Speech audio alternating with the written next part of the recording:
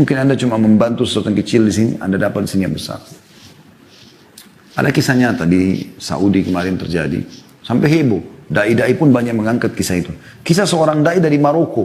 Maroko di Afrika Utara sana. Salah satu negara Arab yang ada di sana. Orang ini, dai ini di Maroko, subhanallah dia mimpi.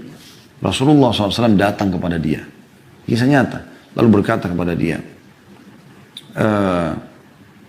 sesungguhnya ada seseorang tinggal di Mekah bernama Fulan, gitu kan.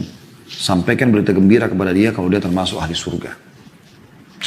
Orang ini bangun kaget mimpi.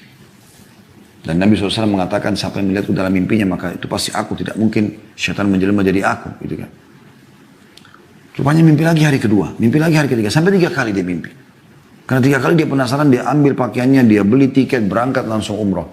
Tiba di Mekah dia ngobrol sama teman-temannya dai-dai yang dia kenal juga. Orang-orang saleh, Masya Allah, kelihatan ada jenggotnya, kelihatan wajahnya orang-orang saleh, Masya Allah. Bertemu mereka, lalu dia cerita sama teman-temannya, saya mimpi ada seseorang bernama Fulan bin Fulan dari suku ini, itu di Mekah. Dan Nabi SAW bilang 3 kali dalam mimpi saya, sampaikan dia termasuk ahli surga. Gimana nih gitu? Ayo kita cari. Teman-temannya bantu cari, tanya sana, tanya sini. Setelah berapa hari berusaha, ternyata betul ditemukan ada orang bernama itu di salah satu, kalau kita RT lah ya, di Mekah. Datanglah mereka ke sana, lalu kemudian menanyakan kepada Pak RT-nya kalau kita ya, Umdah gitu kan. Nanya, gimana nih, ada nggak sih orang bernama Fulan? Mereka, RT-nya sendiri, RT atau RW itu kaget pada saat itu. Kenapa kalian cari? Kalian ini kelihatannya orang-orang soleh, kelihatan wajahnya, penampilannya orang-orang soleh. Ngapain cari orang ini? Ternyata orang ini buruk sekali di tengah-tengah masyarakat itu. Tapi Nabi SAW bilang dia termasuk ahli surga. Luar biasa gitu. Maka kata orang yang dari Maroko ini, emang kenapa? Dia bilang kalian tidak layak bertemu sama orang ini ahli maksiat. Kalau ada orang yang paling buruk di tempat kami ini, dia orang paling buruk ini. Enggak sholat, enggak segala macam. Kata orang dari Maroko, tapi saya mau ketemu, di mana rumahnya? Tunjuk rumahnya. Pergilah ke sana, ringkas cerita. Begitu tiba di sana, kemudian ya, ketuk-ketuk itu dibuka sama orang ini. Keluarlah orang yang penampilannya, dari penampilan saya subhanallah kelihatan kayak orang buruk gitu ya. Ada orang subhanallah karena maksiatnya walaupun tampan jadi jelek kelihatan. Ada orang subhanallah karena kesolehannya walaupun biasa tapi Allah berikan kelebihan. Seperti itu. Orang nyaman interaksi sama dia. Dia kaget ada orang-orang cari dia. Ada apa nih? Dia bilang kenapa kalian cari saya? Kata orang dari Maroko, apakah kau Fulan bin Fulan dari suku ini? Dia bilang iya. Dia bilang saya mau menyampaikan berita dari Rasulullah SAW. Kaget orang itu. Rasulullah SAW? Berita apa? Dia bilang saya si Fulan dari Maroko. Saya mimpi 3 hari berturut-turut. Rasulullah SAW menyuruh saya menyampaikan kepada kamu berita gembira kalau kau termasuk ahli surga. Kaget orang itu langsung tiba-tiba menangis. Saya? Kata dia, kata orang Maroko itu, iya demi Allah saya nggak bohong sama kamu. Saya datang dari Maroko jauh-jauh umroh ini hanya untuk bertemu dengan kamu menyampaikan itu.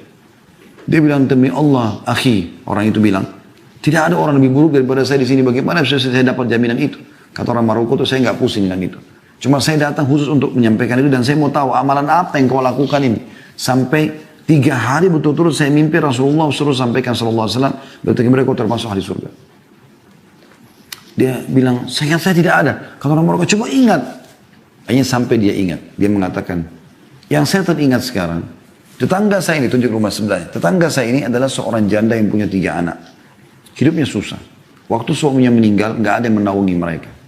Maka semenjak itu dan sampai hari ini demi Allah saya sudah bertekad untuk memberikan setengah gaji saya. Jadi setiap terima gaji saya kasih ke mereka setengah, kepada saya setengah. Tidak ada yang tahu kecuali saya sama Allah Subhanahu Wa Taala. Kata orang Maroko tersebut itu amalmu, memenuhi hajat saudaramu Muslim tadi itu. Kata orang soleh ini, ayo segera ikut sama saya ke Masjid Haram. Maksudnya ayo segera taubat kembali kepada Allah, perbaiki amalmu. Ini luar biasa berita gembira. Orang itu ketakutan mengatakan saya tidak layak ke haram sekarang seperti ini. Ini di Mekah ini, bayangkan aja. Lalu kata orang Maroko, baik, selesaikan dirimu. Dia bilang dia siap-siap, dia mandi, dia bersih, dia pakai baju terbaik, lalu dia ikut ke masjid. Kata orang Maroko ini begitu masuk masjid, nangis orang ini. Seperti orang yang masuk ke sebuah alam yang penuh dengan kedamaian, kebahagiaan luar biasa. Dia bilang begitu masuk masjid, mulai sholat. Kata orang Maroko ini, nangis terus orang itu. Karena nangis, karena terusnya dia nangis, kami pun sampai nangis gitu. Dan subhanallah, setelah baca tilawah Al-Quran di rakaat pertama ruku, ya tidak sujud. Begitu sujud, kami bangun sama imam, dia masih sujud orang ini. Kami sujud lagi, yang kedua dia masih sujud. Kami berdiri rakaat kedua sampai terus. Itu maghrib waktu itu.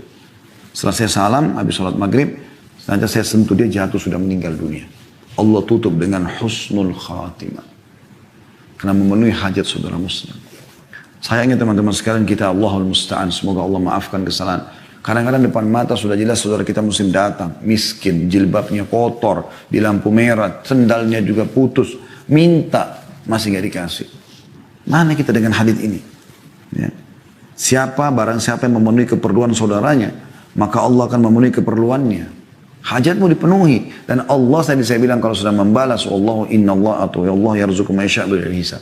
Allah kalau kasih rezeki tidak pernah pakai perhitungan lagi.